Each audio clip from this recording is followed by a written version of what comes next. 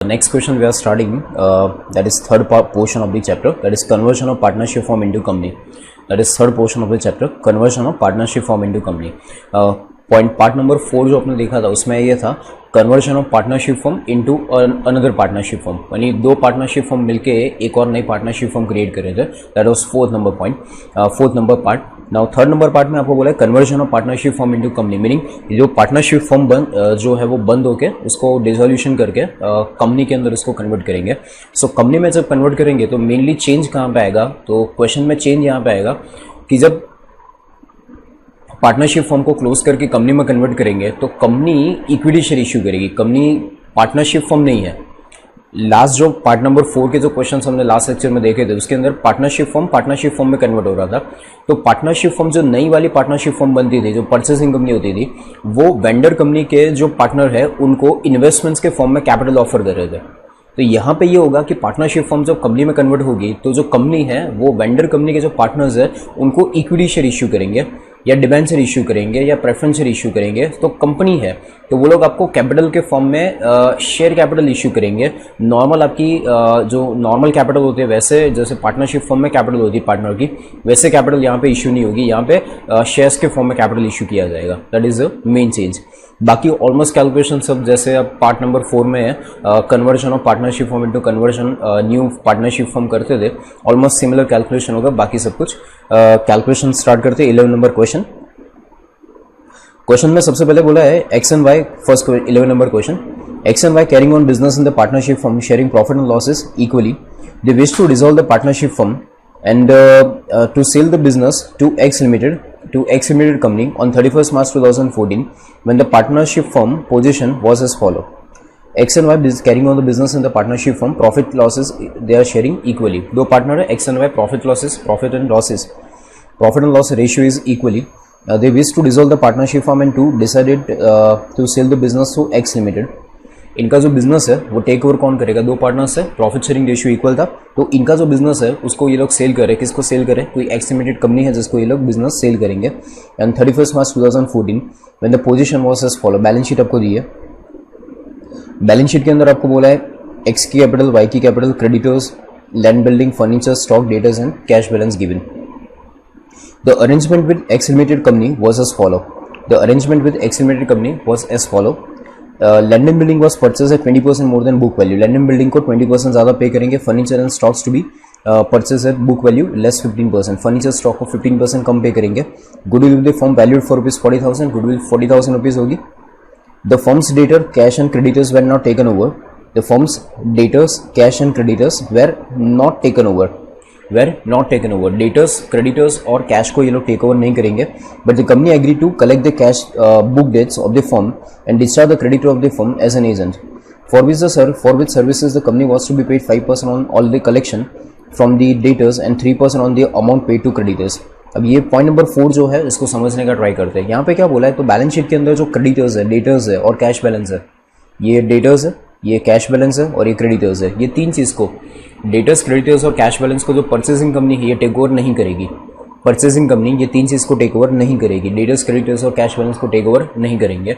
और ये take over भले नहीं करेंगे बट परचेसिंग कंपनी ने ये डिसाइड किया है, जो परचेसिंग कंपनी है वो परचेसिंग कंपनी क्या बोल रही है कि हम ये डेटर, क्रेडिटर और कैश को टेक ओवर नहीं करेंगे, बट हम इसका डेटर्स का हम कलेक्शन करके देंगे, क्रेडिटर्स का हम पेमेंट करके देंगे और उसके लिए हमको कमीशन मिलेगा. उनको परचेसिंग कंपनी को कमीशन हमको पे करना है. डेटर्स के कलेक्शन के ऊपर 5% और क्रेडिटर्स के पेमेंट के ऊपर 5% कमीशन उनको पे करना है हमको. ठीक है, 5% डेटर्स के ऊपर कमीशन पे करना है और डेटर्स का जो कलेक्शन होगा उसके ऊपर 5% कमीशन पे करेंगे और क्रेडिटर्स का जो वो लोग पेमेंट करेंगे हमारे बिहाफ में तो उसके ऊपर उनको 3% कमीशन पे करेंगे. And point number 5, the purchase price to be discharge by company in a fully paid equity share of ₹10 each at a premium of ₹2 per share. जो परचेस प्राइस होगी, मीनिंग ये जो परचेस कंसिडरेशन होगा, तो यहाँ पे आपको परचेस कंसिडरेशन के बारे में बोला है कि परचेस कंसिडरेशन का पेमेंट कैसे होगा. तो परचेस कंसिडरेशन इक्विटी शेयर के फॉर्म में वो लोग पे करेंगे. परचेस कंसिडरेशन का जो पेमेंट है वो इक्विटी शेयर के फॉर्म में करेंगे. ₹10 शेयर की वैल्यू होगी और ₹2 प्रीमियम से ये लोग पेमेंट करेंगे. ठीक है, तो ये परचेस कंसिडरेशन का पेमेंट बेसिकली इक्विटी शेयर में होगा और ₹12, ₹10 फेस वैल्यू का शेयर ₹12 में इश्यू करेंगे. आगे, the company collected all the amount from debtors. Debtor के पास से जो कलेक्शन करना था वो पूरा कलेक्शन हो गया. Creditors paid less bye ₹1,000. Creditors का जो पेमेंट था यहाँ पे देखो क्रेडिटर्स की वैल्यू कितनी है 60,000, तो उनको बोल रहा है कि 59,000 ही पे किया, 1,000 कम पे किया, तो क्रेडिटर्स को हमने 50 हमने मीनिंग परचेसिंग कंपनी ने हमारे भी आपने 1,000 कम पे किया because creditors allowed a discount. The company paid the balance due to vendors in cash. The company paid the balance due to vendor in cash. यानी जो परचेसिंग कंपनी है उसके पास से डेटर्स और क्रेडिटर्स का कलेक्शन पेमेंट करने के बाद जो डिफरेंस कैश बचा था वो पैसे मिल गए. क्वेश्चन आपको पूछा है prepare realisation account, partners capital account and cash account in the books of partnership firm. Partnership firm के बुक में आपको realisation account, partners capital account और कैश अकाउंट जो आप नॉर्मली बनाते हैं वो सब बनाना है. क्वेश्चन एक बार वापस देख ले क्या क्या दिया था. पहले एक पार्टनरशिप फर्म की बैलेंस शीट आपको दी है जिसमें दो पार्टनर्स है एक्स एंड वाई, दो पार्टनर्स है. ये पार्टनरशिप फर्म की बैलेंस शीट है जिसमें दो पार्टनर है एक्स एंड वाई. इनका प्रॉफिट शेयरिंग रेशियो इक्वल है. ये लोग क्या करें, ये बिजनेस सेल करे किसको, तो ये लोग बिजनेस सेल करे कोई एक्स लिमिटेड कंपनी को बिजनेस सेल करे. बैलेंस शीट के अंदर एक्स वाई की कैपिटल है, क्रेडिटर्स है, land building, furniture, stock, debtors और कैश बैलेंस आपको दिया है. लैंड बिल्डिंग के लिए आपको ये बोला है कि लैंड बिल्डिंग 20% ज्यादा वैल्यू पे टेक ओवर होगा, 20% ज्यादा वैल्यू पे टेक ओवर होगा. फर्नीचर स्टॉक के लिए बोला है 15% कम कर देंगे, फर्नीचर और स्टॉक में 15%, फर्नीचर एंड स्टॉक में 15% कम हो जाएगा. गुडविल बैलेंस शीट में नहीं है बट 40,000 रुपीज गुडविल के भी परचेसिंग कंपनी वेंडर कंपनी को मिलेंगे, परचेसिंग कंपनी पे करेगी.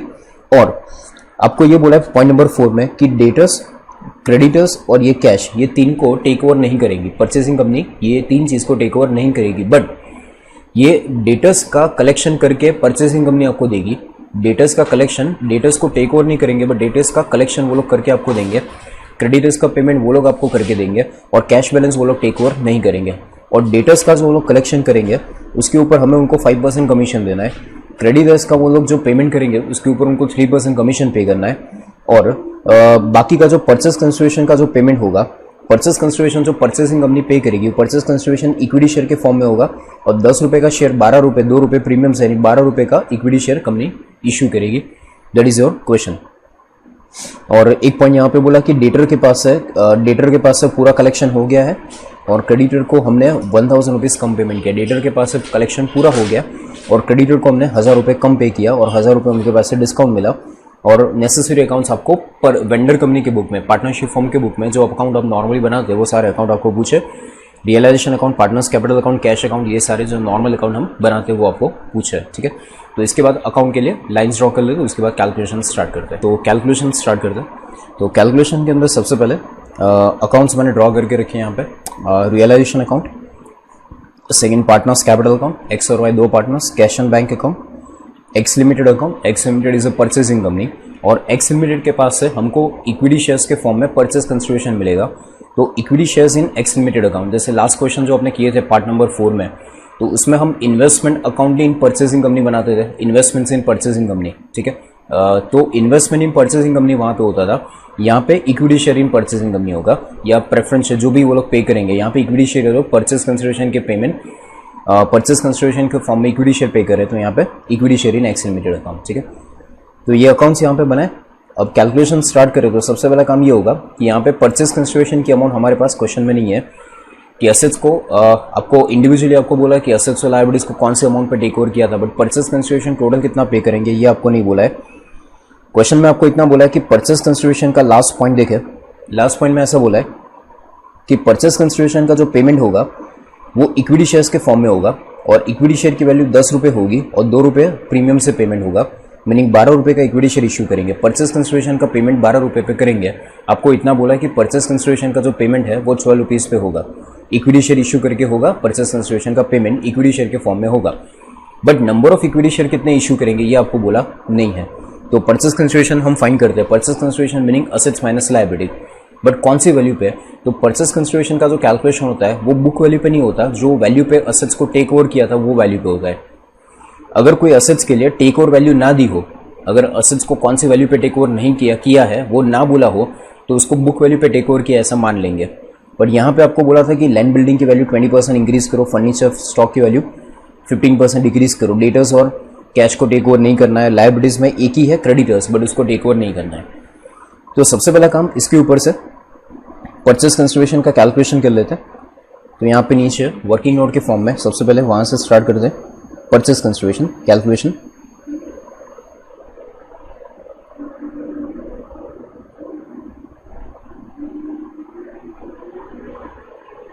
वर्किंग नोट नंबर 1,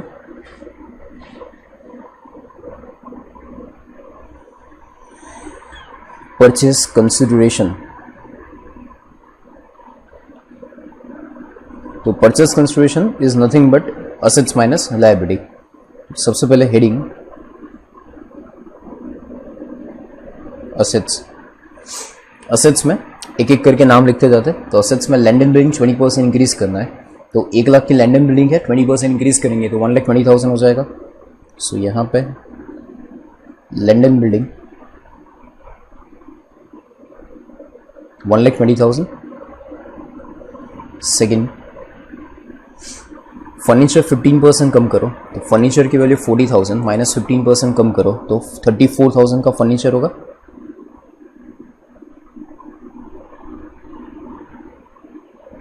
$34,000 फर्नीचर की वैल्यू होगी।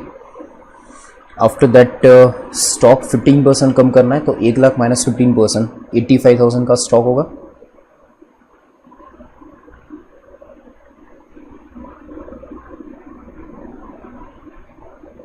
स्टॉक की वैल्यू 85,000। डेटर्स, कैश और क्रेडिटर्स को टेक ओवर नहीं करना है, तो लैंड बिल्डिंग फर्नीचर स्टॉक ये तीन ही चीज़ें आएगी परचेस कंसिडरेशन के अंदर। डेटर्स नहीं आएंगे, स्टॉक नहीं आएगा और डेटर्स नहीं आएंगे, कैश नहीं आएगा, क्रेडिटर्स लायबिलिटी में एक ही था क्रेडिटर्स, बट क्रेडिटर्स को टेक ओवर नहीं करना है। तो ये तीनों का टोटल जो आएगा लायबिलिटीज में और कुछ है ही नहीं। सो 1,20,000 प्लस 34,000 प्लस 85,000 टोटल करें तो कम्स टू 2,39,000। और इसके अंदर एक और चीज़, गुडविल की अमाउंट आपको एडिशनली नीचे एडजस्टमेंट में दी है कि गुडविल भी पेमेंट होगा। तो गुडविल का टोटल, गुडविल की अमाउंट चेक करें, बैलेंस शीट में नीचे दिया, एडजस्टमेंट में बोला है, थर्ड नंबर का एडजस्टमेंट है 40,000 गुडविल का पेमेंट करना है। तो गुडविल की अमाउंट है 40,000 रुपीज़।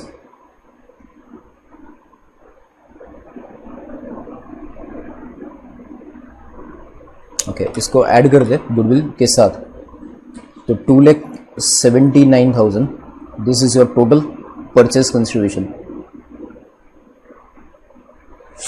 टोटल परचेस कंसिडरेशन होगा 2,79,000। मीनिंग देयर बाय कि 2,79,000 की इक्विटी शेयर इशू करेंगे और एक इक्विटी शेयर की वैल्यू कितनी होगी, 12 रुपीज़। और हमेशा ध्यान रखना है परचेस कंसिडरेशन में आपको कौन सी वैल्यू लेनी है। अगर क्वेश्चन में टेक ओवर वैल्यू यानी कौन सी वैल्यू पे असेट्स एंड लायबिलिटीज को टेक ओवर किया था वो अगर क्वेश्चन में बोला तो वो वैल्यू पे टेक ओवर करेंगे। अगर क्वेश्चन में कोई वैल्यू नहीं दी है तो फिर उसको बुक वैल्यू पे टेक ओवर करेंगे। और अगर क्वेश्चन में एडिशनली गुडविल की अमाउंट दी है तो आपको परचेस कंसिडरेशन में गुडविल को भी ऐड करना है। और परचेस गुडविल की अगर बैलेंस शीट में वैल्यू नहीं है बट स्टिल अगर एडजस्टमेंट में दिया है तो ऐड करना है, जैसे इस क्वेश्चन में किया था। और बैलेंस शीट में गुडविल है बट गुडविल की वैल्यू अगर आपको बोला है कि कंसिडर नहीं करना है तो फिर नहीं भी, जीरो भी आएगा।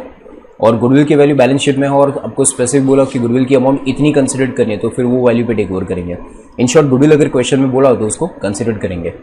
तो परचेस कंसिडरेशन आ गया 2,79,000। ठीक है, ये हमको आगे कैलकुलेशन में यूज होगा। अब नॉर्मल जैसे अपना क्वेश्चन स्टार्ट करते हैं वैसे स्टार्ट करेंगे। सबसे पहले काम हम परचेज वेंडर कंपनी की बुक में अकाउंटिंग करें, तो पहला काम क्या करेंगे, असेट्स पूरी बैलेंस शीट को क्लोज कर दे। तो बैलेंस शीट क्लोज करना स्टार्ट करें। सबसे पहले कैपिटल अकाउंट को क्लोज करें, एक्स और वाई का कैपिटल अकाउंट। तो कैपिटल अकाउंट है 1,50,000 एंड 1 लाख, उसको कैपिटल अकाउंट में ट्रांसफर करते हैं।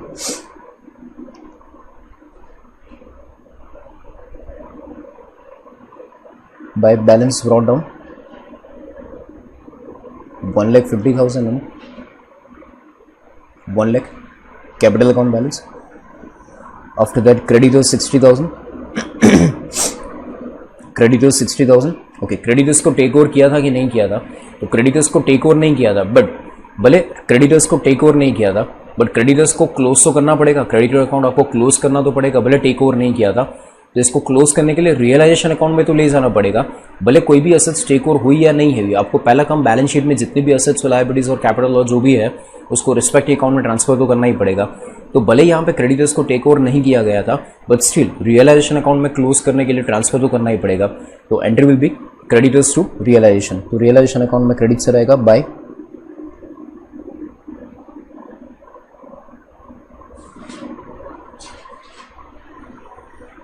क्रेडिटर्स 60,000 पे टेक ओवर, 60,000 बुक वैल्यू थी तो यहाँ पे 60,000 transfer to realisation.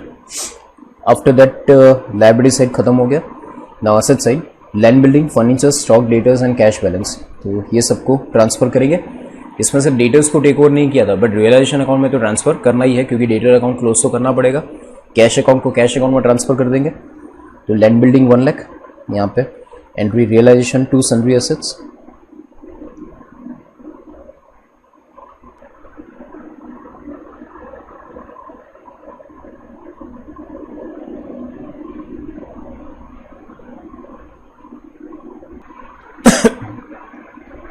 land and building 1 lakh,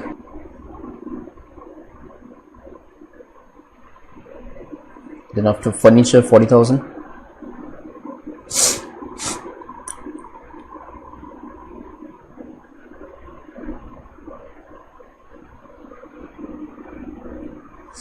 and stock again 1 lakh,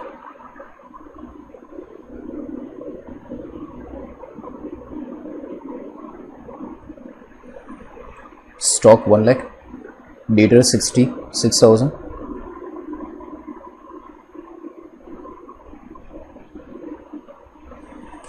total 2 lakh 40,000 plus 66,000, 3 lakh 6,000 total, और कैश बैलेंस था 4,000 का, तो कैश अकाउंट में transfer, cash balance to balance brought down,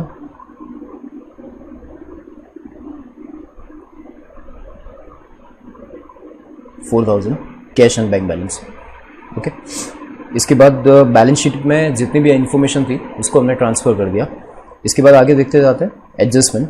first adjustment बोला था लैंड एंड बिल्डिंग 20% ज़्यादा ले लो और बुक वैल्यू से, फिर फर्नीचर को 15% कम करना है, स्टॉक को 15% कम करना है और गुडविल 40,000 कंसिडर करेंगे। सो एडजस्टमेंट नंबर 1, 2 एंड 3 ये तीनों का एडजस्टमेंट एक साथ ही होगा बिकॉज ये तीनों जो है ना परचेस कंसिडरेशन के पार्ट है। तो ये लैंड बिल्डिंग, फर्नीचर, स्टॉक और गुडविल ये चारों चीज़ों को एडजस्टमेंट 1, 2, 3 ये तीनों को एक ही साथ हम कंसिडर कर लेंगे। जब हमने वर्किंग नोट किया था, वर्किंग नोट के अंदर हमने क्या बनाया था, परचेस कंसिडरेशन फाइंड किया था और परचेस कंसिडरेशन फाइंड करने के लिए देखो लैंड बिल्डिंग की वैल्यू 20% इंक्रीज की थी, फर्नीचर स्टॉक को 15% कम किया था, गुडविल बैलेंस शीट में नहीं था फिर भी कंसिडर किया था। सो टोटल मिला के टोटल कितना हुआ 2,79,000। तो 2,79,000 जो है वो सारे के सारे एडजस्टमेंट नंबर 1, 2, 3 ये सब कुछ करने के बाद की वैल्यू है। तो हम नॉर्मली क्या करते हैं, असेट्स और लायबिलिटीज जब हम सेल करते हैं बैलेंस शीट के अंदर, सॉरी रियलाइजेशन अकाउंट के अंदर, हम नॉर्मली क्या करते हैं, जैसे ये असेट और लायबिलिटीज को हमने रियलाइजेशन में ट्रांसफर किया। अब डिसोल्यूशन के क्वेश्चन में हम ये करते हैं कि असेट्स को रियलाइज करेंगे तो एंट्री क्या करते हैं, तो यहाँ पे हम रियलाइजेशन अकाउंट में क्रेडिट से लिखते हैं बाय कैश अकाउंट, और क्रेडिटर्स का लायबिलिटी का जब पेमेंट करते हैं तो पेमेंट की लायबिलिटी की पेमेंट की एंट्री क्या करते हैं, रियलाइजेशन टू कैश।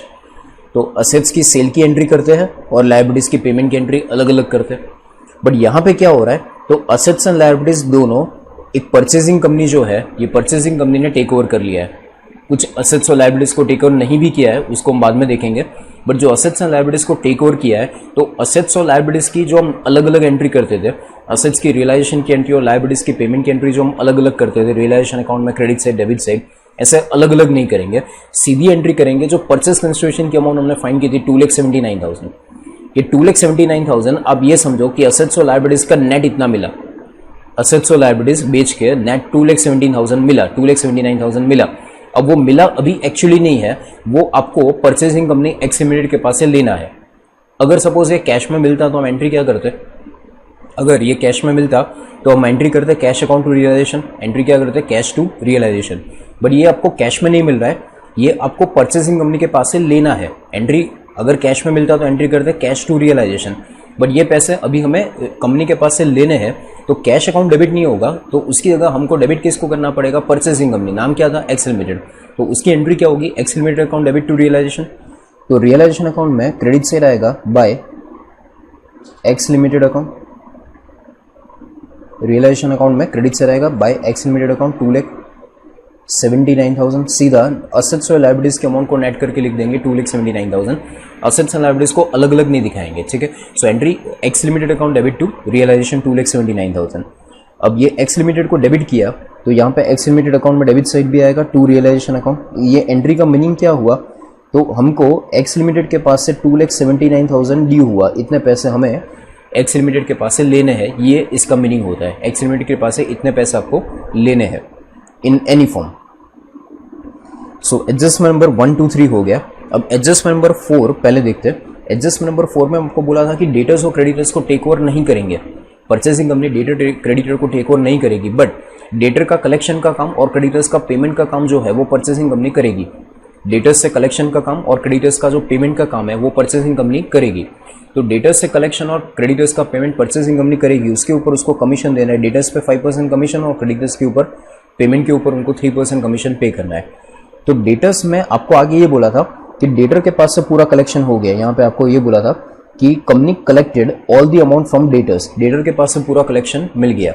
और क्रेडिटर्स के लिए बोला था कि क्रेडिटर के पास से हमको 1000 रुपये का डिस्काउंट मिला था, मीनिंग 1000 रुपये हमने क्रेडिटर को, मीनिंग जो परचेसिंग कंपनी हमारे भी आपने पे करी है तो वो 1000 रुपये परचेसिंग कंपनी क्रेडिटर को 1000 रुपये कम पे करेंगे, ये आपको बोल दिया है।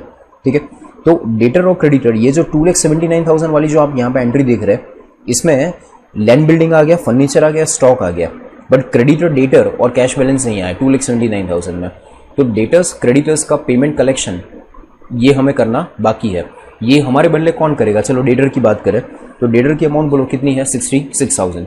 ये 66,000 हमारे बदले कलेक्शन कौन करेगा? X limited company. X limited company हमारे बदले कलेक्शन करेगी। मुझे ये बताओ, ये 66,000 डेटर जो है उनके पास से कलेक्शन कितना हुआ? क्या कोई बेड डेप हुआ था क्या? बिल्कुल नहीं। क्वेश्चन में आपको ये बोला था कि डेटर के पास से पूरा कलेक्शन मिल गया, तो 66,000 जो डेटर के पास से लेना था वो पूरा मिल गया। बट ये पेमेंट कौन लेगा? पेमेंट किसको मिलेगा? तो पेमेंट मिलेगा किसको? तो एक्स लिमिटेड कंपनी को मिलेगा, और फिर एक्स लिमिटेड कंपनी को पहले पेमेंट मिलेगा, फिर एक्स लिमिटेड कंपनी आपको देगी। समझे आप? एक्स लिमिटेड कंपनी डेटर का कलेक्शन करेगी, यानी पहले पैसे किसको मिलेंगे? डेटर को। डेटर के पैसे पहले किसको मिलेंगे? एक्स लिमिटेड कंपनी को। फिर एक्स लिमिटेड कंपनी फाइनली वो फिर आपको पे करेंगे। तो यहाँ पे ये डेटर को क्लोज करना हो, डेटर का कलेक्शन दिखाना हो, तो डेटर को कलेक्शन दिखाना हो तो क्रेडिट साइड लिखना पड़ेगा। डेटर को हमने क्लोज करने के लिए यहाँ पे डेबिट किया था, तो असेट अकाउंट क्लोज हो गया, बट उसका रियलाइजेशन जब होगा तो रियलाइजेशन को क्या करेंगे? क्रेडिट करेंगे। बट वो क्रेडिट हमें बाय कैश अभी नहीं करना है, वो पैसा हमें लेना किससे? तो हमें लेना है एक्स लिमिटेड कंपनी से। तो अभी हम सीधा कैश अकाउंट डेबिट करके रियलाइजेशन क्रेडिट नहीं करेंगे डेटर के पैसे। ये cash account debit to debtor account realisation account credit ऐसा नहीं होगा।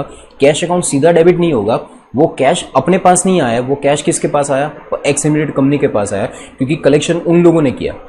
फिर वो कैश जो आएगा एक्स लिमिटेड कंपनी के पास, उसमें से वो लोग क्रेडिटर का पेमेंट करेंगे और डेटर का कलेक्शन होगा, क्रेडिटर का पेमेंट होगा, फिर जो नेट बचेगा डेटर क्रेडिटर का वो एक्स लिमिटेड कंपनी आपको पे करेगी। ठीक है, तो यहाँ पे हम नॉर्मली अगर डेटर का कलेक्शन हो जाता तो एंट्री क्या करते? कैश टू रियलाइजेशन करते। अगर डेटर का कलेक्शन डायरेक्टली हो जाता तो हम एंट्री क्या करते? Cash to realisation. बट यहाँ पे कैश टू रियलाइजेशन नहीं करना है, यहाँ पे एंट्री क्या करेंगे? X limited company to realisation. Entry क्या करेंगे? X limited to realisation. तो रियलाइजेशन में क्रेडिट से रहेगा by X limited account. Bracket में समझने के लिए हम लिख सकते हैं कि ये कौन है? डेटर्स। और डेटर का कलेक्शन बोलो कितना हुआ था? तो पहले इनर कॉलम में लिखेंगे 66,000 डेटर का कलेक्शन पूरा हो गया था। बट ये डेटर का कलेक्शन करने के लिए हमें उनको 5% कमीशन देना पड़ेगा, ऐसा क्वेश्चन में बोला था। तो 66,000 हमें लेना है, बट हमें उनको 5% कमीशन देना पड़ेगा। तो कमीशन हमारा खर्चा है, तो कमीशन सीधा यहाँ पे 66,000 एक्स लिमिटेड के पास से लेना है, और एक्स लिमिटेड के पास से 66,000 लेना है और उनको ही 5% कमीशन हमें देना है। तो 66,000 माइनस 3,300, तो हमें फाइनली एक्स लिमिटेड के पास से नेट कितना मिलेगा? तो नेट हमें 62,700 एक्स लिमिटेड के पास से लेने हैं पैसे। 62,700 इतनी अमाउंट हमें एक्स लिमिटेड के पास से लेनी है, अभी मिली नहीं है। अगर कैश में रियलाइजेशन हो जाता तो एंट्री क्या करते? Cash to realisation. बट अभी हम क्या करें? कैश की जगह एक्स लिमिटेड टू रियलाइजेशन। तो अगर एक्स लिमिटेड अकाउंट डेबिट किया तो यहाँ पे एक्स लिमिटेड अकाउंट में डेबिट से रहेगा to realisation account.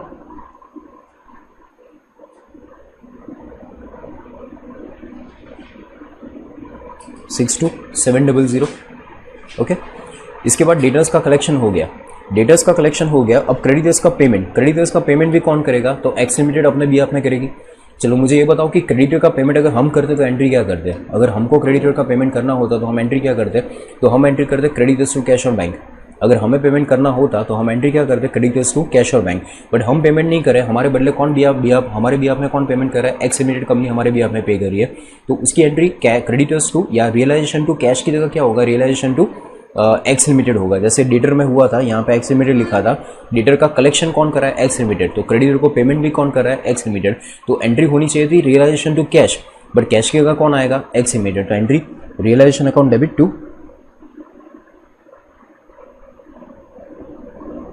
Realisation to X limited, और यहाँ पे हम ब्रैकेट में लिख सकते हैं क्रेडिटर्स। ये कौन सी अमाउंट की ट्रांजेक्शन की अमाउंट है, क्रेडिटर्स है, और ये अमाउंट कितना है 59,000। 59,000 क्यों, तो क्रेडिटर्स है कितने 60,000, बट क्वेश्चन में आपको बोला था कि क्रेडिटर्स के पास से हमको 1,000 रुपये डिस्काउंट मिला, तो 1,000 रुपये डिस्काउंट मिला, तो फाइनली क्रेडिटर्स को पेमेंट कितना किया होगा 59,000।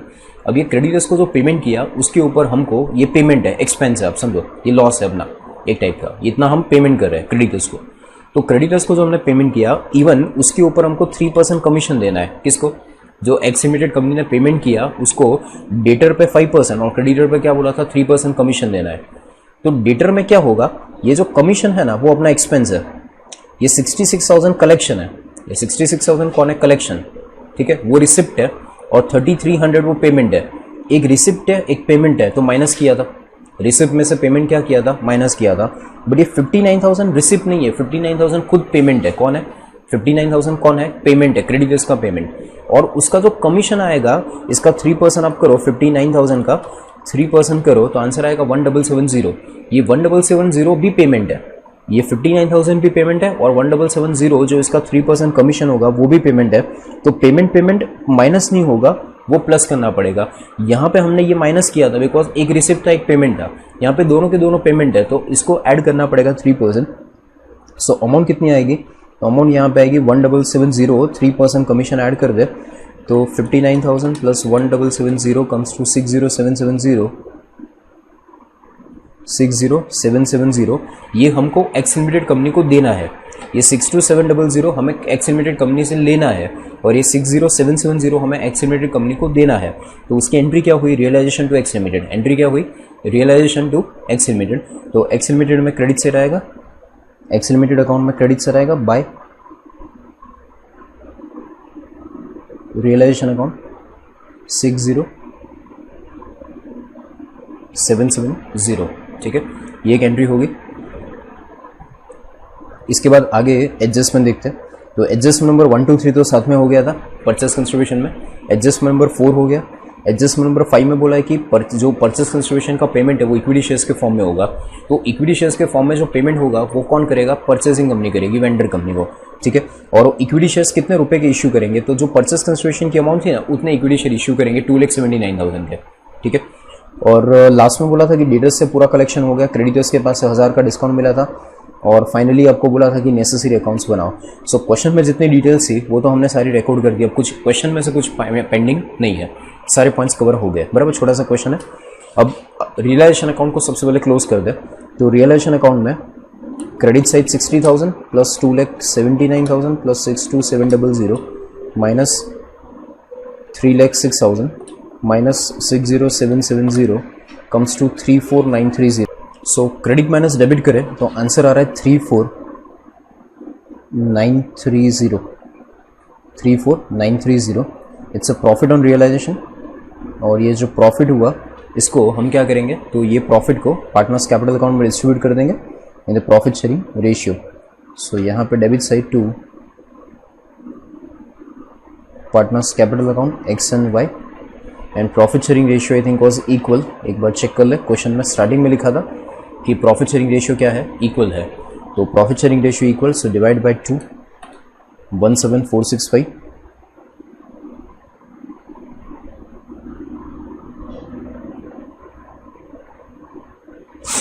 17,465 ये प्रॉफिट होगा रियलाइजेशन का, पार्टनर्स में ट्रांसफर कर देंगे।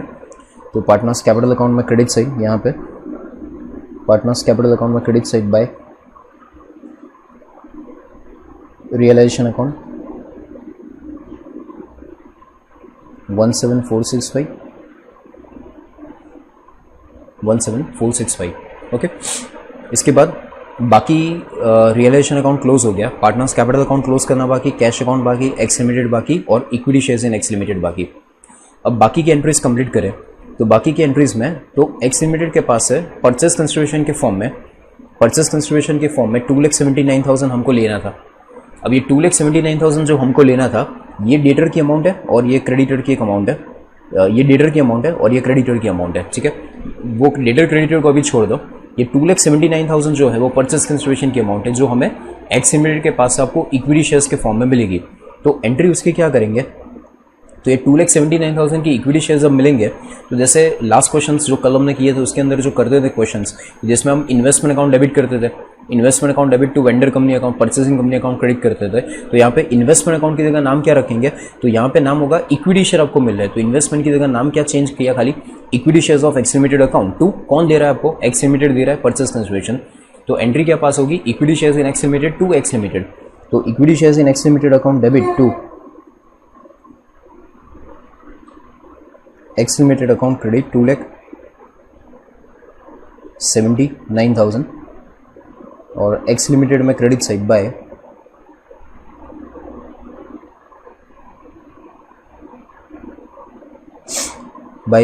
Equity shares in X limited account 2,79,000। ठीक है, तो ये परचेस कंसिडरेशन की अमाउंट जो ड्यू हुई थी वो रिसीव हो गई। अब ये फाइनली परचेस कंसिडरेशन की जो अमाउंट है ये हम किसको पे करेंगे, तो परचेस कंसिडरेशन की जो अमाउंट है वो ऑब्वियसली जो ओल्ड पार्टनरशिप फॉर्म है, पार्टनरशिप फॉर्म के पार्टनर्स को पे करेंगे। अब यहाँ पे एक पॉइंट इंपॉर्टेंट है कि जो पार्टनर्स है, जो ओल्ड फॉर्म के पार्टनर्स है एक्स एंड वाई, उनको ये 2,79,000 जो पार्टनरशिप फर्म का ये जो इक्विटी शेयर्स आपको मिले कंपनी के, वो ओल्ड पार्टनर्स को डिस्ट्रीब्यूट कैसे करेंगे, प्रॉफिट शेयरिंग रेशियो में ना, तो उनको मिलेगा ये 2,79,000 जो है वो उनको मिलेगा उनकी कैपिटल के प्रपोर्शन में। इंपॉर्टेंट थिंग यहाँ पे आपको नोट डाउन करना हो तो नोट डाउन करके रखिए कि जब आपको इक्विटी शेयर्स मिलेंगे, इक्विटी शेयर्स आपको परचेसिंग कंपनी के मिलेंगे, अगर आपको क्वेश्चन में कोई अलग रेशियो स्पेसिफाई करके ना दिया हो कि ये रेशियो में डिवाइड करना है, ये 2,79,000 के इक्विटी शेयर्स हमको मिले परचेसिंग कंपनी के, अगर आपको अलग से कोई स्पेसिफिक रेशियो मेंशन ना किया हो कि ये शेयर्स को ऐसे डिवाइड करो, ये प्रोपोर्शन में डिवाइड करो, तो इसका डिस्ट्रीब्यूशन आपको कैसे करना है, तो जो परचेसिंग कंपनी के शेयर्स आपको मिलेंगे उसको आपको डिस्ट्रीब्यूट करना है in a capital ratio, not in the profit sharing ratio. Capital ratio इसलिए क्योंकि जिसकी कैपिटल ज़्यादा होगी उसको ज़्यादा इक्विटी शेयर मिलेंगे, जिसकी कैपिटल कम होगी उसको इक्विटी शेयर कम मिलेंगे, बराबर।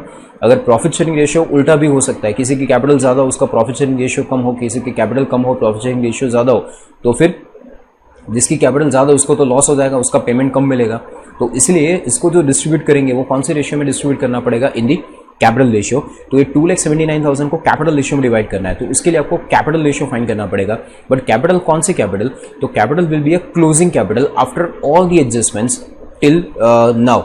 ये क्वेश्चन यहाँ तक हमने जो कंप्लीट किया, यहाँ तक जितने भी एडजस्टमेंट हुए, इसके बाद जो क्लोजिंग कैपिटल बची वो क्लोजिंग कैपिटल के रेशियो में इसको डिवाइड करना है। कौन सी कैपिटल, क्लोजिंग कैपिटल के रेशियो में इसको डिवाइड करना है। क्लोजिंग कैपिटल मीनिंग जितने भी एडजस्टमेंट आपके कैपिटल अकाउंट में हो चुके हैं, सारे एडजस्टमेंट क्रेडिट डेबिट सब कुछ माइनस प्लस करके जो नेट आंसर बचे वो कैपिटल रेशियो में, क्लोजिंग कैपिटल रेशियो में इसको डिवाइड करेंगे। तो ये 2,79,000 को डिस्ट्रीब्यूट करने के लिए आपको क्या फाइंड करना पड़ेगा, कैपिटल रेशियो। तो कैपिटल रेशियो फाइंड करें तो देखो पार्टनर्स कैपिटल अकाउंट में क्रेडिट साइड 2 ही एंट्री, डेबिट में कुछ है ही नहीं। अगर डेबिट कुछ होता तो माइनस करने का, बट अभी क्रेडिट साइड 2 एंट्री है। एक का क्रेडिट साइड टोटल करे तो 157,465 हो रहा है और वाई का टोटल करे तो 117,465 हो रहा है। तो 157,465, 167,465 और 117,465 ये जो प्रपोर्शन है कैपिटल का, ये कैपिटल प्रपोर्शन में हम इनको जो इक्विटी शेयर मिले थे परचेसिंग कंपनी के वो डिस्ट्रीब्यूट करके देंगे। तो उसका कैलकुलेशन यहाँ पे मैं बाइफर्केशन दिखाऊँ तो 2,79,000 का बाइफर्केशन कैसे करेंगे, तो एक्स और वाई के बीच में इन अ कैपिटल रेशियो यहाँ पे लिख लेने का, ये डिस्ट्रीब्यूशन जो होगा that will be in a capital ratio. अब कैपिटल रेशियो क्या आएगा, तो कैपिटल रेशियो यहाँ से देखिए वापस एक बार रिपीट करता हूँ। कैपिटल रेशियो ये जितनी भी एंट्री क्रेडिट साइड हो चुकी है, ये credit side minus debit side net करके जो आंसर आएगा वो रेशियो में डिवाइड करेंगे। सो क्रेडिट साइड की एंट्री 150 प्लस 17465 टोटल करें तो 167,465 होगा क्रेडिट साइड टोटल। तो रेशियो एक्स के लिए होगा 167,465 और y के लिए रेशियो होगा 117,465, y का रेशियो होगा 117,465। ये रेशियो में इसको डिवाइड करेंगे 2,79,000 को।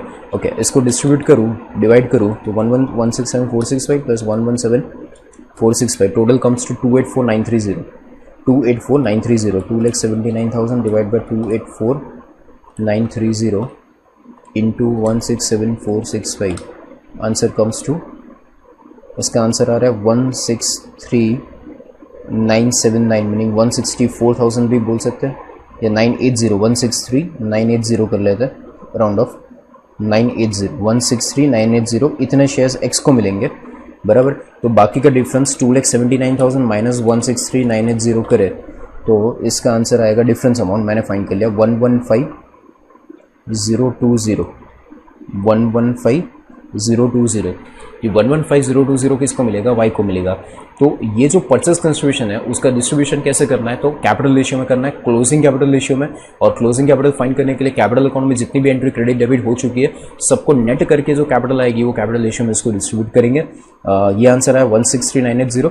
अब ये जो इक्विटी शेयर्स आपको मिले थे वो एक्स और वाई में डिस्ट्रीब्यूट कर दे, तो entry will be X debit Y debit to equity shares in X limited. Entry क्या होगी, X debit Y debit to equity shares in X limited. तो equity shares in X limited account में credit set by X account by Y account, amount 163,980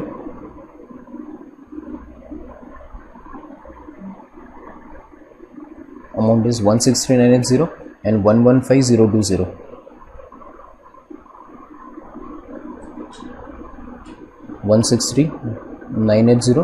and 115,020।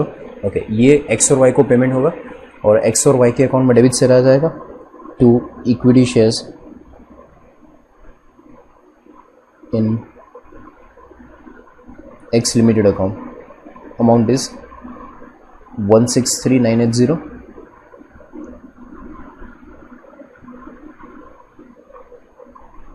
163,980 और second का answer था 115,020। ठीक है, ये परचेस कंसिडरेशन का पेमेंट ये रेशियो में होगा। इसके बाद सबसे पहले रियलाइजेशन अकाउंट क्लोज हो चुका था, फिर पार्टनर कैपिटल अकाउंट बाकी था, कैश अकाउंट बाकी था और एक्स लिमिटेड बाकी था। Equity shares in X limited close हो गया। अब एक्स लिमिटेड के पास से परचेस कंसिडरेशन के जो पैसे थे ना 2,79,000 वो तो मिल गए, बाकी क्या बचा, तो डेटर का कलेक्शन और क्रेडिटर्स का जो पेमेंट है उसका जो नेट आंसर होगा वो एक्स लिमिटेड के पास से आपको मिलेगा। वैसे एक्स लिमिटेड का अकाउंट क्लोज हो चुका है, 2,79,000 जो परचेस कंसिडरेशन के लेने थे वो तो मिल चुके हैं, बट डेटर और क्रेडिटर का पेमेंट कलेक्शन और पेमेंट करके जो कैश बचा वो हमको लेना बाकी है।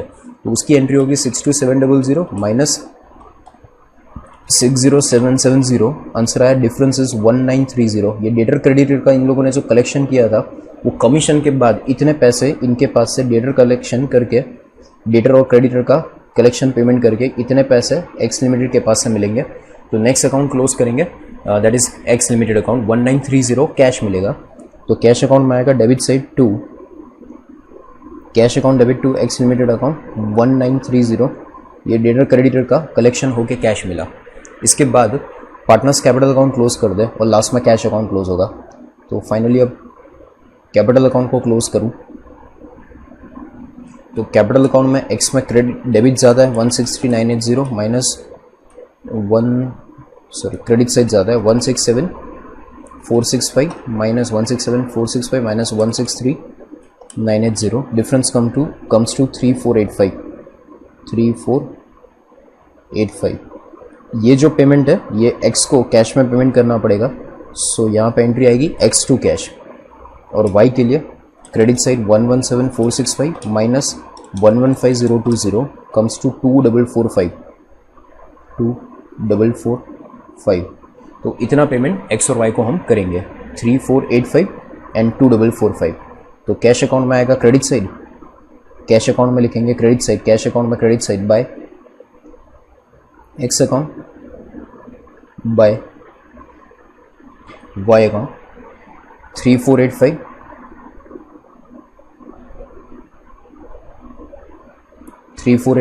And 2,445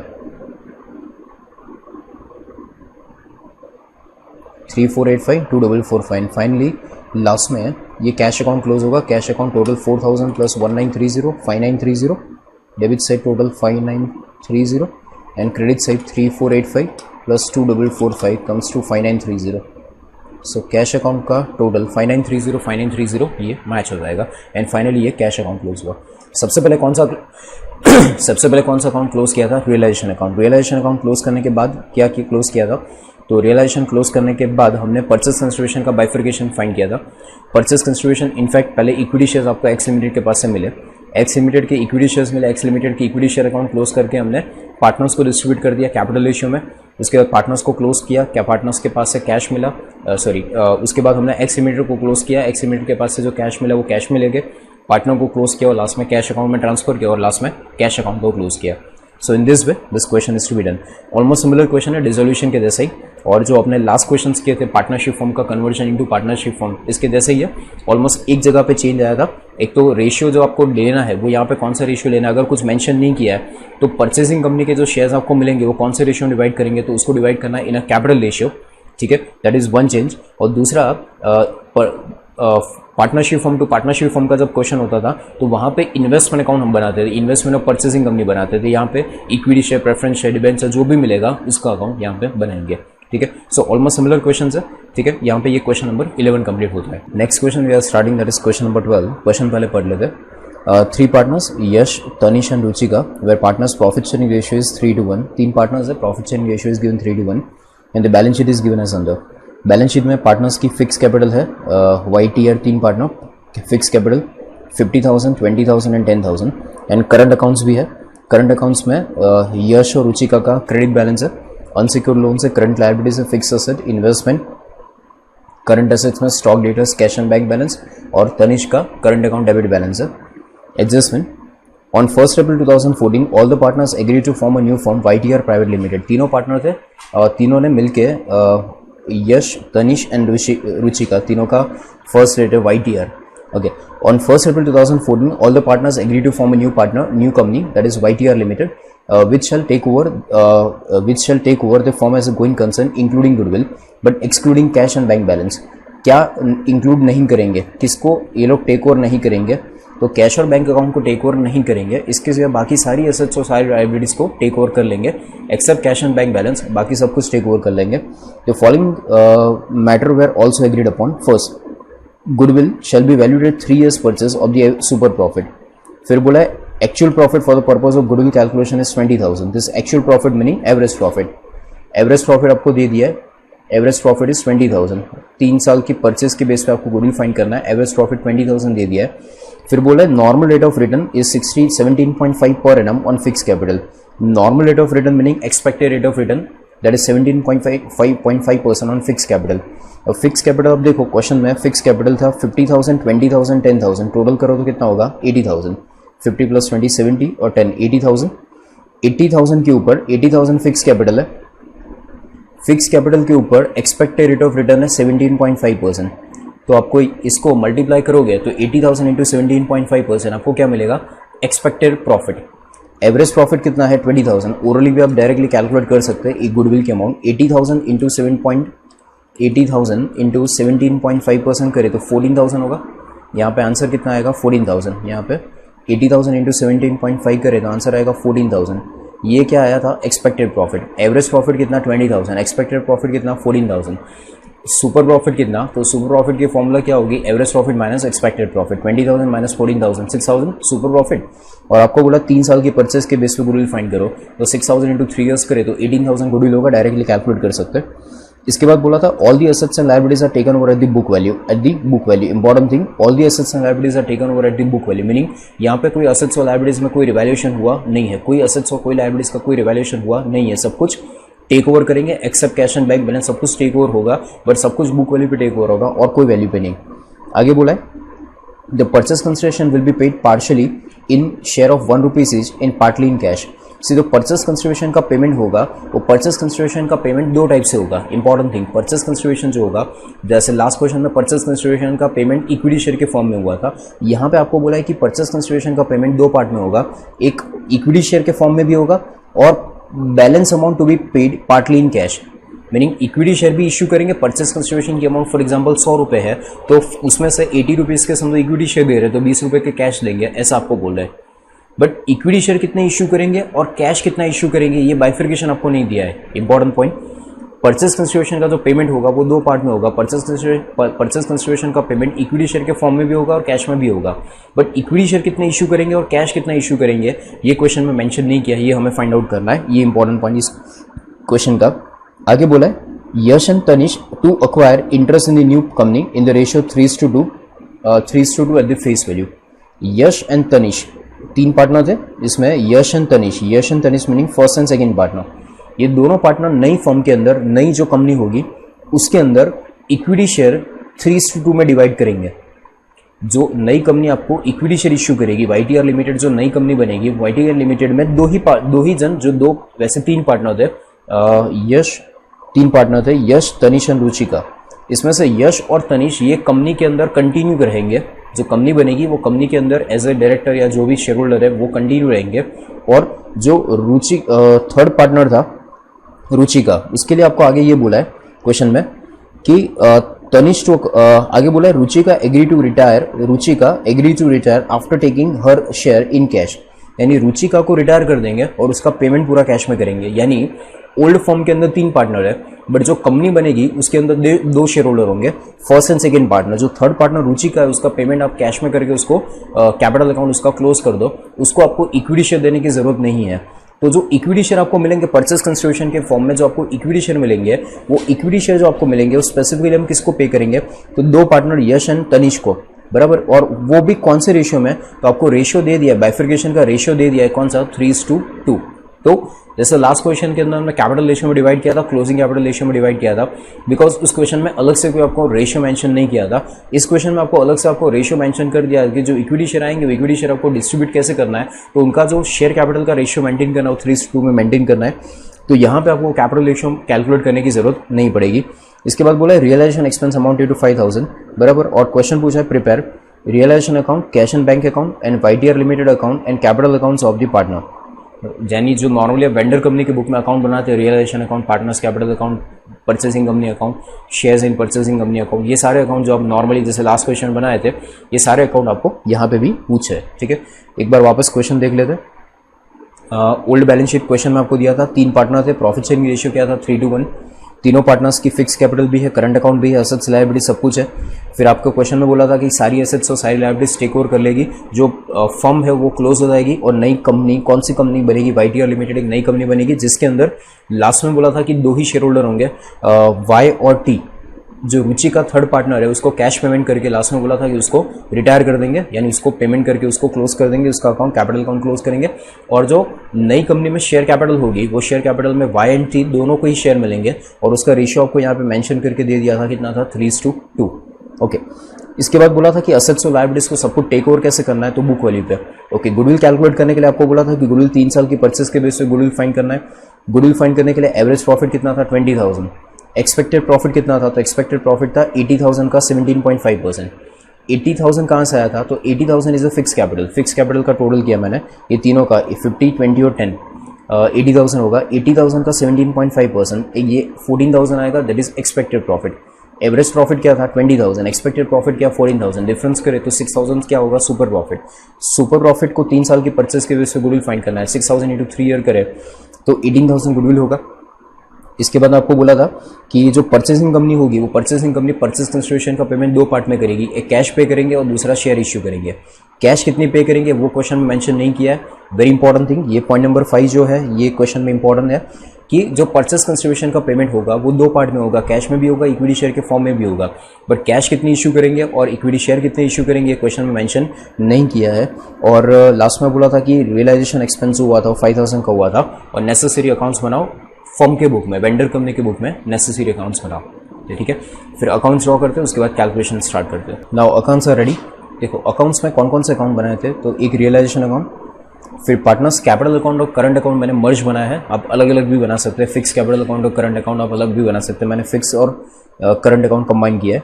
cash and bank account, YTR limited that is purchasing company account, और equity shares in YTR limited that is investments in meaning equity share of purchasing company account. ठीक है, ये सारे अकाउंट्स यहाँ पे रेडी है।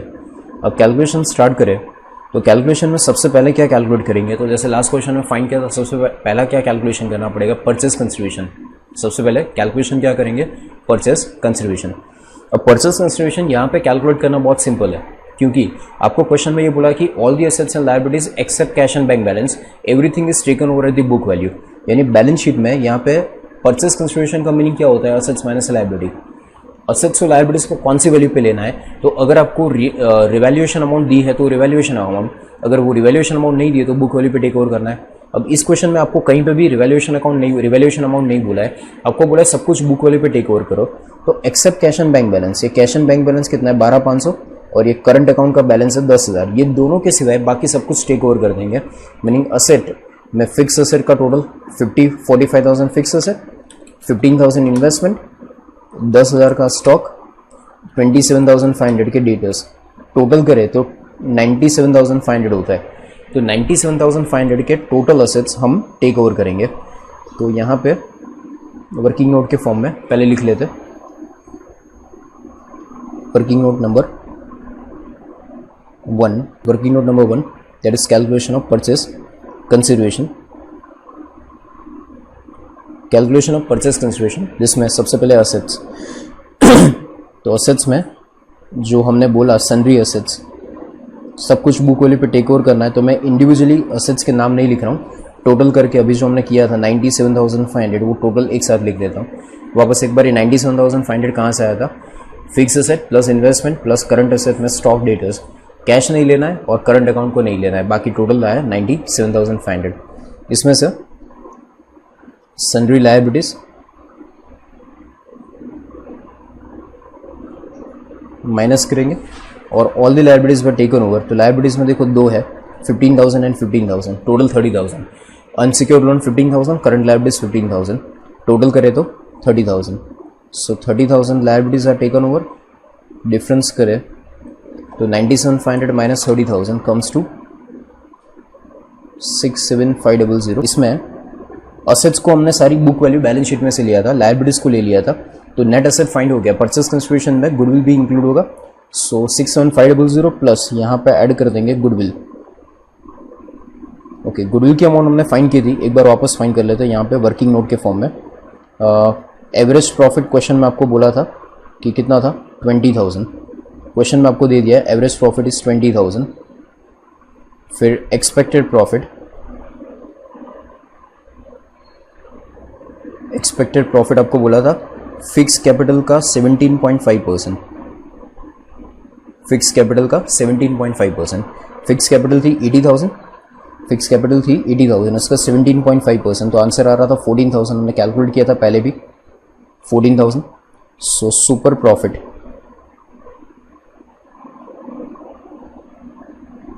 Super profit is 20,000 minus 14,000 equal to super profit will be 6,000 और goodwill आपको बोला है 3 साल की परचेस के बेस पे गुडविल फाइंड करो। तो goodwill equal to 6,000 into 3 years purchase comes to 18,000 goodwill. ठीक है, सो 18,000 यहाँ पे गुडविल की अमाउंट पे ऐड कर देंगे, 18,000 गुडविल की वैल्यू, एंड फाइनली 67,500 तो था ही, प्लस 18,000 गुडविल ऐड कर दे तो 85,500, 85,500 ये टोटल फाइनली परचेस कंसिडरेशन ये अमाउंट होगी। ठीक है, सो गुडविल की अमाउंट हमें एडजस्टमेंट बोला था, हमने कैलकुलेट कर लिया वर्किंग नोट करके, एंड फाइनली परचेस कंसिडरेशन की अमाउंट कितनी होगी? 85,500। आफ्टर दिस ये 85,500 जो है, ये 85,500 का पेमेंट कैसे हुआ था? ये क्वेश्चन में बाइफर्केशन नहीं दिया था। इसमें आपको ये बोला था कि इसमें कंपनी वाले आपको इक्विटी शेयर भी इश्यू करेंगे और इक्विटी शेयर्स के साथ साथ आपको कैश पेमेंट भी देंगे। सो इक्विटी शेयर कितने होंगे और कैश कितना होगा, ये बाइफर्केशन आपको नहीं दिया था। ठीक है, मैंने गुडविल ऐड करना बाकी था, वो गुडविल ऐड करने के बाद ये फाइनली 85,500, इसमें इक्विटी शेयर कितने और कैश कितना, ये बाइफर्केशन अभी भी हमारे पास नहीं है। ये धीरे धीरे क्वेश्चन में कैलकुलेशन करने पे मिलेगा। तो एट प्रेजेंट ये परचेस कंसिडरेशन रेडी हो गया। इसके बाद आगे नेक्स्ट, अब बैलेंस शीट सबसे पहले क्लोज करेंगे। तो बैलेंस शीट में तो एक एक करके पहले पूरा बैलेंस शीट क्लोज करके रिस्पेक्टिव अकाउंट्स में ट्रांसफर करते हैं। पहले चलो लायबिलिटीज से चालू करते हैं। तो लायबिलिटी में फिक्स कैपिटल 50-20-10, लायबिलिटीज में fix capital bye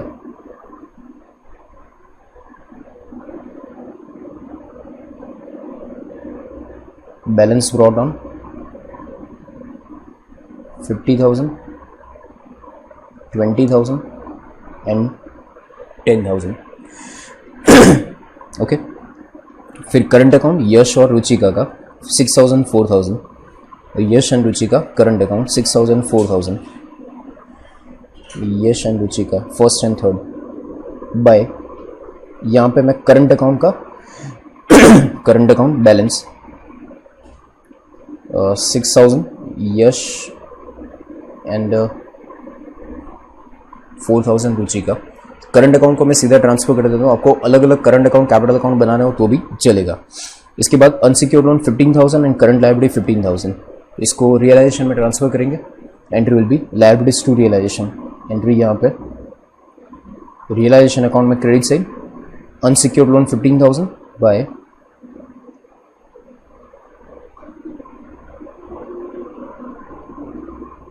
unsecured loan 15,000 and by second नाम था current liability 15,000 by current liability 15,000। Okay, after that assets को क्लोज करें तो असेट्स में fix assets, investment, current assets सब कुछ ट्रांसफर करें। तो रियलाइजेशन अकाउंट में debit side to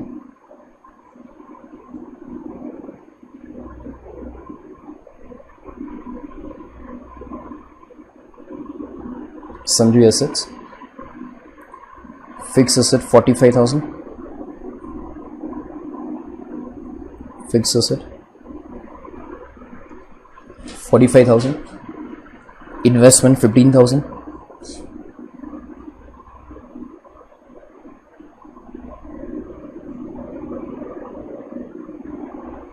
investment 15,000, then stock 10,000,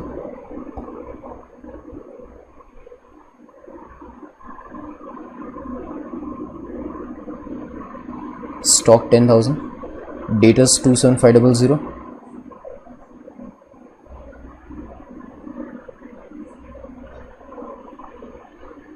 debtors 27500, cash and bank balance 12,500, cash and bank balance 12,500,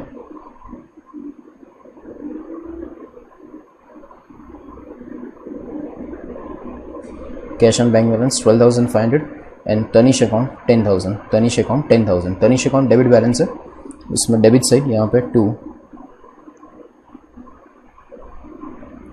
current account balance Tanish debit side 10,000। Okay, ये assets and liabilities को transfer कर दिया, पूरी बैलेंस शीट क्लोज होगी। इसके बाद नेक्स्ट वर्किंग नोट चेक करें तो नेक्स्ट वर्किंग नोट में गुडविल वाला पॉइंट जो था हो गया, ये एडजस्टमेंट नंबर 1 हो गया, 2 हो गया, 3 हो गया, बराबर। ये तीनों की तीनों एडजस्टमेंट नंबर 1, 2, 3 ये तीनों गुडविल से रिगार्डिंग ही थे। सो ये तीनों एडजस्टमेंट हो गए, first, second and third over. Fourth adjustment बोला था कि असेट्स एंड लायबिलिटीज को बुक वैल्यू पे टेक ओवर करो, वो हो गया। परचेस कंसिडरेशन में आपको बोला था पॉइंट नंबर 5 में कि परचेस कंसिडरेशन का पेमेंट जो होगा वो इक्विटी शेयर में भी होगा, कैश में भी होगा, बट कितना इक्विटी शेयर होगा कितना कैश होगा ये बोला नहीं था। फिर आपको ये बोला था कि इक्विटी शेयर जो भी इशू करेंगे उसमें दो पार्टनर को इक्विटी शेयर मिलेंगे, that is first and second partner Y and first and second partner Y and T, और उनको ये इक्विटी शेयर के रेशियो, इक्विटी शेयर कौन से रेशियो में मिलेंगे, तो इक्विटी शेयर का रेशियो आपको बोला था 3:2, सो यहाँ पे कैपिटल रेशियो आपको लेना नहीं है, ठीक है।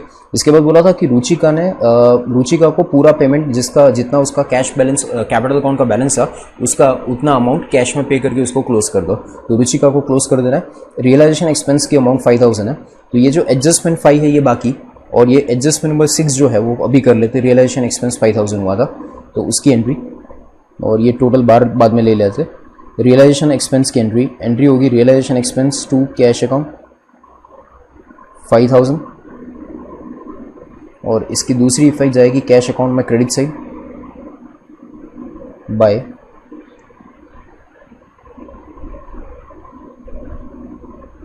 Realisation account 5,000।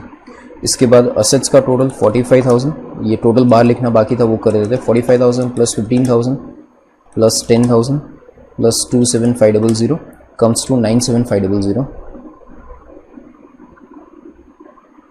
Okay, realisation expense की एंट्री करने के बाद जो परचेसिंग कंपनी YTR लिमिटेड, इसके पास से परचेस कंसिडरेशन कितना ड्यू हुआ था, तो अमाउंट ड्यू हुआ था 85,500। परचेसिंग कंपनी के पास है अमाउंट ड्यू कितना हो रहा है 85,500 परचेस कंसिडरेशन ड्यू हो रहा है। तो सबसे पहले असेट्स और लायबिलिटीज का पेमेंट, जैसे नॉर्मली हम क्या करते हैं असेट्स रियलाइज करते हैं तो एंट्री नॉर्मली हम डिसोल्यूशन में क्या करते हैं कैश टू रियलाइजेशन, लायबिलिटीज का पेमेंट करते हैं तो एंट्री क्या करते हैं रियलाइजेशन टू कैश। तो यहाँ पे ये दो अलग अलग एंट्री हमको नहीं करनी है, असेट्स और लायबिलिटीज का रियलाइजेशन आपको अलग अलग नहीं करना है। तो सीधा नेट अमाउंट कितना तो असेट्स और लायबिलिटीज की नेट अमाउंट इन जो परचेसिंग कंपनी है वो कितने पे करेगी, 85,500 वो लोग पे करेंगे, दैट इज परचेस कंसिडरेशन। तो सीधा ये YTR लिमिटेड कंपनी के पास से बोलो परचेस कंसिडरेशन के फॉर्म में आपको कितने रुपए मिलेंगे, असेट्स और लायबिलिटी अकाउंट, ये जो असेट्स और लायबिलिटीज का जो डिफरेंस है वो आपको कितना मिलेगा, 85,500 आपको नेट मिलेगा असेट्स और लायबिलिटीज का। तो 85,500 जो आपको परचेसिंग कंपनी से लेना है, असेट्स और लायबिलिटीज जो हमने यहाँ पे ट्रांसफर की थी उसको क्लोज करने के लिए परचेसिंग कंपनी को डेबिट करना पड़ेगा। सो एंट्री क्या होगी, तो purchasing company account debit to realisation account credit, यानी YTR account debit, YTR limited account debit to realisation account credit. तो रियलाइजेशन अकाउंट में क्रेडिट साइड यहाँ पे बाय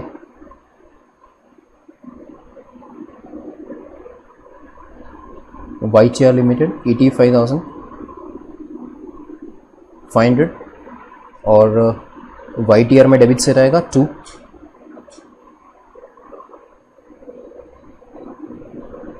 रियलाइजेशन अकाउंट 85,500।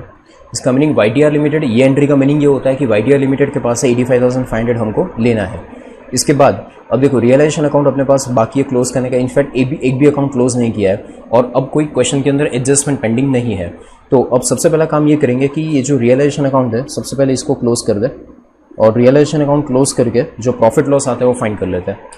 तो क्रेडिट से total 30,000 plus 85,500 minus 97,500 minus 5,000, answer आ रहा है 13,000। 13,000 का प्रॉफिट आ रहा है। ये 13,000 का प्रॉफिट YTR के बीच में डिस्ट्रीब्यूट हो जाएगा in the profit sharing ratio. So यहाँ पे 2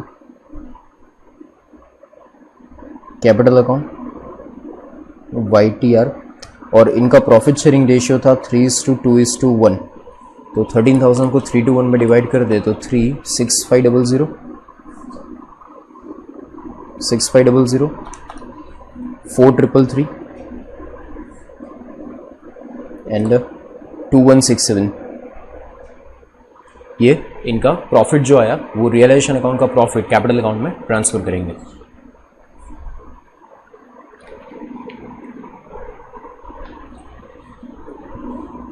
रियलाइजेशन अकाउंट का जो प्रॉफिट था इसको कैपिटल अकाउंट में ट्रांसफर कर दे। तो कैपिटल अकाउंट में transfer profit by realisation account 6500, Y का आंसर था 6500, सेकेंड आंसर 4333, टी का आंसर 4333 और आर का आंसर 2167। इसके बाद अब क्वेश्चन में आपको ये रियलाइजेशन अकाउंट आपने क्लोज कर दिया, रियलाइजेशन अकाउंट क्लोज कर दिया। अब करंट अकाउंट बाकी, कैश अकाउंट बाकी, YTR अकाउंट बाकी और equity shares in YTR limited account बाकी। अब प्रॉब्लम ये है कि ये YTR लिमिटेड के पास से 85,500, अब सबसे बड़ा प्रॉब्लम ये है कि 85,500 जो YTR लिमिटेड के पास से लेना है उसमें कितना इक्विटी शेयर मिलेगा और कितना कैश मिलेगा ये पता नहीं है। तो आपको ये जो equity share in YTR limited account जो बनाए ये क्लोज नहीं कर पाओगे, ये इवन ओपन भी नहीं कर पाओगे, ठीक है।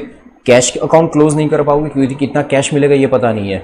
So equity share in YTR limited close नहीं होगा, YTR लिमिटेड क्लोज नहीं होगा क्योंकि वो कितना कौन सा बाइफर्केशन पे करेगा ये नहीं पता। तो कैश अकाउंट क्लोज नहीं होगा, YTR क्लोज नहीं होगा, equity share in YTR close नहीं होगा, ये अकाउंट क्लोज नहीं कर पाओगे। रियलाइजेशन क्लोज हो चुका है, पार्टनर कैपिटल अकाउंट क्लोज नहीं कर पाएंगे, बराबर। बट एक छोटा सा चेंज ये है क्वेश्चन में, एक चीज़ ये मेंशन की है कि 3 पार्टनर में से 2 पार्टनर कंपनी में कंटिन्यू है और 1 पार्टनर रिटायर हो रहा है। थर्ड पार्टनर जो रुचिका है वो रिटायर हो रही है और उसके लिए आपको ये बोला है कि वो जब रिटायर हो जाएगी तो उसका जो पूरा पेमेंट है वो कैश में कर देना। ये वाला जो एडजस्टमेंट था यहाँ से अब पूरा क्वेश्चन यहाँ से आपको सॉल्यूशन मिलेगा कि रुचिका जो थर्ड पार्टनर है वो रिटायर हो रही है और उसका जो पूरा पेमेंट है वो हम कैश में कर रहे हैं। अब जब उसका पूरा पेमेंट है तो आप कैश में करोगे तो आप रुचिका का जो अकाउंट है वो कैपिटल अकाउंट क्लोज कर पाओगे, बाकी का कोई अकाउंट आप क्लोज नहीं कर पाओगे, ना कैश अकाउंट, ना YTR लिमिटेड अकाउंट, ना equity sharing YTR limited account, ना यश अकाउंट, ना वाई अकाउंट, ना टी अकाउंट। आप खाली एक ही अकाउंट क्लोज कर सकते हो, that is Ruchika account, third partner जो नई बिजनेस के अंदर, नई फर्म के अंदर, नई कंपनी के अंदर पार्टनर नहीं है, क्योंकि उसको आपको बोला है कि पूरा कैश में पे कर देना है, तो उसको पूरा कैश में पे कर दे। तो रुचिका में क्रेडिट साइड का टोटल देखो तो 14,000 प्लस 2167 कम्स टू 16,167। तो रुचिका को पूरा कैश पे कर दे 16,167, तो इसको पूरा कैश में पे कर दे। यहाँ पे लिख देंगे डेबिट साइड 2 कैश अकाउंट 16,167 आएगा और कैश अकाउंट में क्रेडिट से रहेगा बाय रुचि का अकाउंट कैश अकाउंट में क्रेडिट से रहेगा बाय रुचि का अकाउंट 16167, ठीक है। तो ये कैलकुलेशन, ठीक है, समझ आया, 16167। इसके बाद ये कैलकुलेशन हो गया। इसके बाद अब रुचि का अकाउंट क्लोज हो चुका है, बट आप कैश अकाउंट की पोजीशन देखो तो कैश अकाउंट में डेबिट साइड टोटल है, डेबिट साइड बैलेंस है 12,500 और सामने पेमेंट कितना किया तो 5,000 एंड 16167, 16167 प्लस 5,000 टोटल करे तो क्रेडिट साइड का टोटल ज़्यादा है और डेबिट साइड कम है। इसका मीनिंग कैश है ही नहीं फिर भी आप पेमेंट कर रहे हो, कैश है ही नहीं फिर भी आप पेमेंट कर रहे हो, ऐसा कैसे हो सकता है? ये तो पॉसिबल ही नहीं, कैश ना हो तो पेमेंट कैसे कर सकते हैं? तो इसका मीनिंग ये हुआ कि कैश अकाउंट में जो डिफरेंस आया कि कैश पे किया है तो कैश आया तो होगा कहीं से, तो ही तो पे किया होगा। तो 16167 और 5,000 पे किया तो 21,167 क्रेडिट साइड टोटल इतना पे किया और डेबिट साइड उतना कैश तो है ही नहीं, तो कैश आया होगा तो ही तो पे किया होगा। बाकी कैश आप बिना हो, कैश का ओवरड्राफ्ट तो हो नहीं सकता, तो कैश आया होगा कहीं से तो ही वो पे किया होगा। तो कैश अकाउंट को क्लोज करें तो credit side minus debit side difference आ रहा है 8667। ये 8667 जो कैश आया होगा कहीं से तो ही कैश पे किया होगा। तो ये कैश कहाँ से आया होगा? तो अब यहाँ पे जाता है अपने परचेस कंसिडरेशन वाले पॉइंट पे। परचेस कंसिडरेशन में हमें ये बोला था कि परचेस कंसिडरेशन में कुछ अमाउंट इक्विटी शेयर के फॉर्म में होगी, कुछ अमाउंट कैश के फॉर्म में होगी, बट कैश के फॉर्म में कितना होगा या इक्विटी शेयर के फॉर्म में होगा ये कोई बाइफिकेशन दिया नहीं है। तो इनडायरेक्टली जब हम कैश अकाउंट क्लोज करें तो कैश अकाउंट का जो डिफरेंस है ये कैश अकाउंट का डिफरेंस शो कर रहा है कि 8667 कहीं से आया है, तो कैश आने का एक ही जगह से चांस है, that is through purchase consideration only. तो ये 8667 ये बेसिकली कहाँ से आया होगा? तो ये कैश अकाउंट डेबिट हुआ होगा YTR कंपनी अकाउंट के पास से। ये कैश अकाउंट कहाँ से मिला होगा? YTR कंपनी से मिला होगा, और तो कोई ऑप्शन ही नहीं है। तो यहाँ पे cash account debit to YTR 8667 होगा एंड YTR अकाउंट में क्रेडिट से आ जाएगा बाय, इसने कैश कितना पे किया तो इन लोगों ने कैश आपको पे किया बाय कैश अकाउंट 8667। तो इसका मीनिंग ये हुआ कि बाकी का जो पेमेंट है वो बाकी का पेमेंट इक्विटी शेयर के फॉर्म में होगा। 8667 अगर कैश के फॉर्म में पे कर रहे हैं तो बाकी का पेमेंट इक्विटी शेयर के फॉर्म में होगा। 85,500 माइनस 8667 डिफरेंस कम टू 76,833। ये 76,833 जो पेमेंट है ये पेमेंट कैश के इक्विटी शेयर के फॉर्म में आया होगा। अब ये जो इक्विटी शेयर मिले होंगे तो इसकी एंट्री क्या पास करेंगे? तो इसकी एंट्री पास करेंगे equity share of Y limited YTR to YTR। Entry क्या करेंगे? Equity share of YTR to YTR। तो equity share account debit YTR account debit to YTR account 76,833 और YTR अकाउंट में क्रेडिट से रहेगा by equity share in YTR account 76,833 और YTR account अब close हो जाएगा, YTR अकाउंट क्लोज हो जाएगा। अब ये जो इक्विटी शेयर्स YTR लिमिटेड के मिले हैं, आपको क्वेश्चन में ये बोला था कि इसका जो पेमेंट है ये पेमेंट 3:2 रेशियो में कर देना है। दो पार्टनर Y और T के बीच में, दो पार्टनर Y और T के बीच में इसको 3:2 में डिवाइड कर दो। तो इसको 3:2 में डिवाइड कर दूँ तो आंसर आ रहा है 46099 मीनिंग 46100, 46100 76,833 माइनस 46100 30,733। आपको ये बोला था कि ये बाइफर्केशन जो है वो Y और T को इनको इक्विटी शेयर के फॉर्म में पे कर दो, तो इनको इक्विटी शेयर के फॉर्म में पे कर दे तो यहाँ पे आएगा by Y account and by T account. Y को कितना मिलेगा 46100 और T को कितना मिलेगा तो 30,733, ठीक है। और ये equity share in YTR limited account close हो जाएगा और ये Y और T को जो मिला ये Y और T के अकाउंट में डेबिट कर देंगे। तो इनको Y और T के अकाउंट में डेबिट कर दो तो यहाँ पे Y T के अकाउंट में डेबिट से 2, यहाँ पे आएगा 2 equity shares in YTR account. Amount was कहाँ गया बाइफर्केशन 46100 307 46100 यहाँ पे 46100 30733 ये Y और T को पेमेंट होगा इक्विटी शेयर के फॉर्म में। अब देखो रियलाइजेशन अकाउंट क्लोज हो गया, कैश अकाउंट क्लोज हो गया, YTR क्लोज हो गया, YTR equity shares in YTR close हो गया, सारे अकाउंट क्लोज हो गया। अब दो अकाउंट खाली बाकी है, दैट इज दो अकाउंट क्लोज करने बाकी है, Y का अकाउंट और T का अकाउंट। तो वाई के अकाउंट और टी के अकाउंट को क्लोज कर लेते हैं, डिफरेंस फाइंड करो या टैली होता है चेक करो। क्रेडिट साइड 50,000 वाई को क्लोज करें, 50,000 प्लस 6,000 प्लस 6500 माइनस 46100, डिफरेंस आ रहा है 16400। इसको क्या करना है वो देखते हैं। फिर टी में डेबिट साइड टोटल ज़्यादा है, 10,000 प्लस 30733 माइनस 20,000 माइनस 4333, डिफरेंस है 16,400। 16,400। अब ये जो डिफरेंस आया, ये डिफरेंस क्या शो करेगा? तो डिफरेंस ये शो करेगा सिर्फ वाई टी के अकाउंट में डेबिट बैलेंस ज़्यादा है, टी के अकाउंट में डेबिट साइड टोटल ज़्यादा आ रहा है और वाई के अकाउंट में क्रेडिट साइड ज़्यादा आ रहा है। इसका मीनिंग वाई का क्रेडिट बैलेंस ज़्यादा है, इसका मीनिंग वाई को देना है। वाई का क्रेडिट ज़्यादा है तो वाई को देना है, और टी का डेबिट ज़्यादा है मीनिंग टी से लेना है। तो अब कैश अकाउंट तो क्लोज हो चुका है, तो इनको लेने देने की जो बात है वो कैश अकाउंट थ्रू हो नहीं सकती, क्योंकि कैश अकाउंट तो ऑलरेडी क्लोज हो चुका है, अब कैश है ही नहीं। तो अब क्या करेंगे? तो एग्जैक्ट सेम अमाउंट दोनों के अकाउंट में आ रही है, तो ऐसा बोल सकते हैं कि वाई को देना और टी से लेना है, तो सीधा टी वाई को दे दे तो आंसर एडजस्टमेंट हो जाएगा, मीनिंग आपस में लोग सॉल्यूशन कर लेंगे टी और वाई मिलके। तो एंट्री क्या पास करेंगे? तो टी के अकाउंट में लिखना पड़ेगा बाय वाई अकाउंट और वाई के अकाउंट में लिखना पड़ेगा टू टी अकाउंट 16400। ऐसा इसलिए क्योंकि कैश अकाउंट तो क्लोज हो चुका है, कैश अकाउंट में कोई बैलेंस बचा नहीं है, तो ये अकाउंट को क्लोज करके इसको फाइनली कैपिटल अकाउंट को भी क्लोज कर दिया। एंड फाइनली ये यहाँ पे क्वेश्चन नंबर 12 अपना कंप्लीट हो गया, सारे अकाउंट हमने क्लोज कर लिए।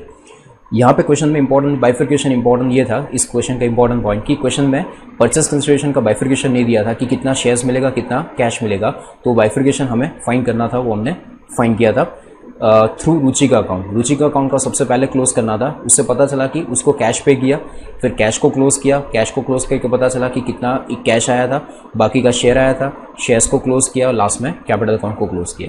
ठीक है, so in this way this question is to be done. Thank you. If you like this video, share it with your friends. Subscribe to our YouTube channel to watch more such videos and learn from our expert faculty members. Press the bell icon to get regular notifications whenever we upload a new video.